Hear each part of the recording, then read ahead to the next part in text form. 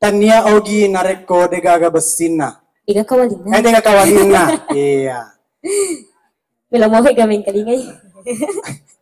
Kasi matu kawalina agak sih berkarat sih. Jadi ero kawali perlu si tompang. Iya. Jadi ini burane narekong ke kawalita tumpul-tumpul nih katompangi. Iya. Apa biasa tuh komita dipakai makunrui. Dengan cara yang baik dan benar. Baik dan benar.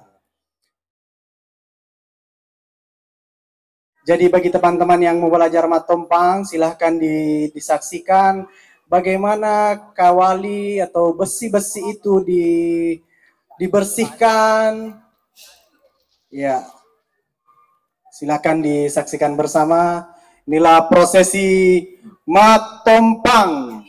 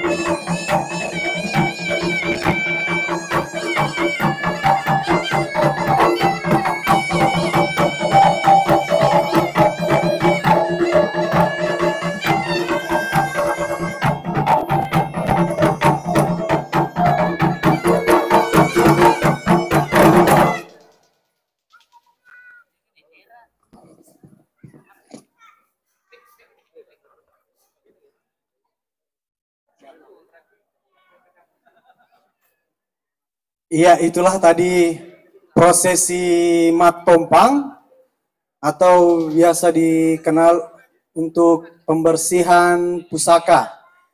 Yang biasa berkarat pusakanya akan ditompang. Iya.